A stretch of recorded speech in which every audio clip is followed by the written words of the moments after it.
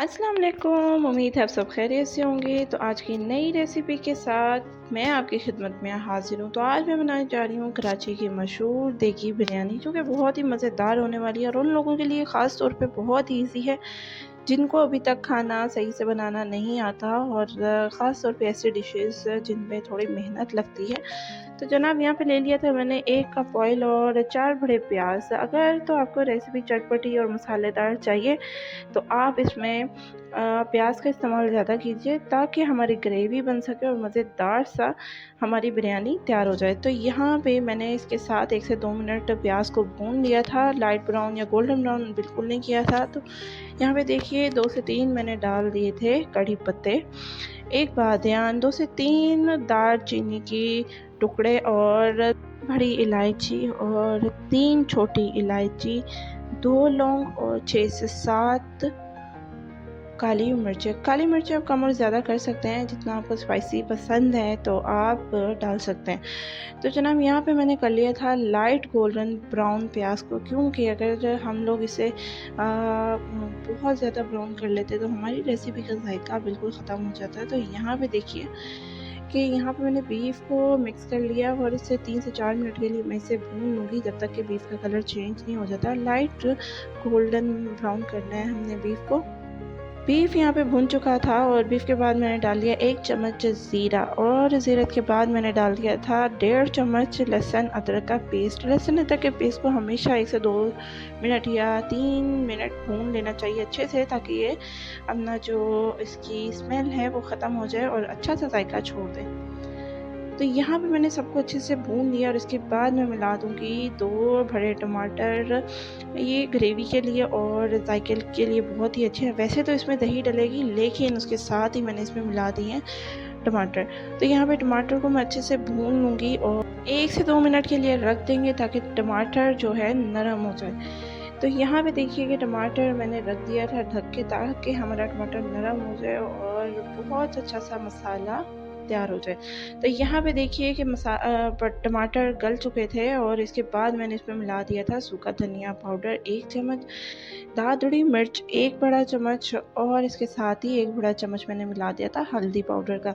तो दादुड़ी मिर्च की जगह आप हरी मिर्च और लाल मिर्च का इस्तेमाल कर सकते हैं, इसमें कोई इशू नहीं है। तो 1 चम्मच मैंने मिला दिया था इसमें नमक। नमक हमें कम ही मिलाना है पहले में, क्योंकि बिरयानी मसाले में भी नमक होता है, तो इसलिए हमें पहले कम मिलाना है, बाद में कम और ज़्यादा कर सकते हैं। और इसके बाद मैंने इसे ढक दिया था 1 से 2 मिनट के लिए। तो उसके बाद मैंने मिला दिया था इसमें 1 कप दही।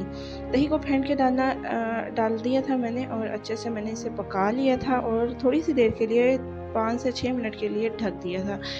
तो यहाँ पे देखिए बिरयानी बहुत ही ईज़ी है, बहुत ही आसान और बहुत ही मज़ेदार फेमस सी बिरयानी है। आप भी घर पे इसका मज़ा लीजिए और अपने मेहमानों को, अपने घर वालों को बना के दीजिए और एंजॉय कीजिए। तो यहाँ पे देखेंगे मैंने मिला दिया था बिरयानी मसाला, जो कि हमारी रेसिपी की शान है। तो बिरयानी मसाला आप जितना स्पाइस पसंद करते हैं उस हिसाब से डाल सकते हैं। तो यहाँ पे मैंने 3 चम्मच बिरयानी मसाले के डाले थे। तो यहाँ पे मैं इस वक्त तक भून लूँगी जब तक इसमें ऑयल ऊपर नहीं आ जाए मसाले में पूरा। तो यहाँ पे क्योंकि बीफ बिरयानी है, तो यहाँ पे मैंने एक बड़ा मग ले लिया था पानी का। पहले मैंने अच्छे से थोड़ा सा पानी डाला और उसे अच्छे से मिक्स कर लिया, ताकि हम जो मसाला वगैरह साइड से उतर जाए, और उसके बाद मैंने सारा पानी मिला दिया था। तो यहाँ पे मैं इसे ढक दूँगी अच्छे से, ताकि ये बीफ और आलू जो है गल जाए। यहाँ पे मैंने आलू शामिल कर दिए थे, और जब तक कि बीफ 70% नहीं गला था तब तक मैंने आलू नहीं डाले थे। तो यहाँ पे देखिए मैंने आलू डाल के इसे ढक दिया था, और यहाँ पे जब बीफ और आलू गल चुके थे तब मैंने इसमें मिलाया था इमली का पल्प, यानी इमली का पानी। इमली की गुठलियाँ अलग कर दी थी और पानी मिला दिया था। तो इससे बहुत ही अच्छा जायका और खट्टापन आएगा। देखें, जैसे कि मैंने टमाटर भी डाले, दही भी डाली और ज़रा सा ये भी। ऐसा नहीं है कि हमारी रेसिपी बहुत ज़्यादा खट्टी हो जाएगी, आप ज़रूर ट्राई कीजिए और बहुत ही मज़ेदार और खुशबूदार सी बिरयानी बन के तैयार हो जाएगी। तो यहाँ पे पानी को मैं सुखा लूँगी अच्छे से, जब तक के लिए ग्रेवी नहीं बन जाए।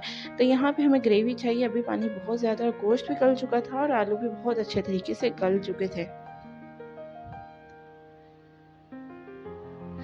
यहाँ पे दूसरी तरफ मैंने चावलों को नॉर्मली तरीके से बॉईल कर लिया था। इसमें कोई इशू नहीं है कि आप गरम मसाले दोबारा से डालें। अगर आपको पसंद है तो आप डाल सकते हैं, वरना नहीं। हाँ, 2 से 3 चम्मच आप ऑयल ज़रूर डालिए ताकि हमारे चावल आपस में जुड़े नहीं, चिपके नहीं। तो यहाँ पे मैंने तय वाली बिरयानी, देगी बिरयानी बना ली थी, जिसके ऊपर मैंने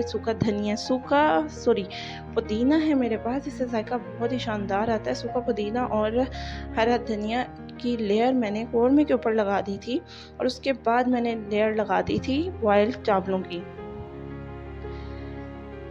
बॉयल्ड चावलों की लेयर लगाने के बाद मैंने उसके ऊपर लगा दिया था फूड कलर की लेयर, ताकि ये अंदर तक बहुत ही खूबसूरत सा कलर आ जाए। और ऊपर मैंने लगा दी थी कौरमे की तह। तो उसके ऊपर भी मैंने फिर से सूखा पुदीना और धनिया छिड़क दिया था। और ये देखिए, बहुत ही शानदार, बहुत ही मज़ेदार सी बिरयानी है, देगी बिरयानी। कराची की बहुत फेमस बिरयानी है। आप इस ज़रूर ट्राई कीजिए और घर वालों के साथ एंजॉय कीजिए और कमेंट सेक्शन में बताइए कि हमारी रेसिपी आपको कैसी लगी। यहीं पे दीजिए इजाज़त। अल्लाह हाफ़िज़।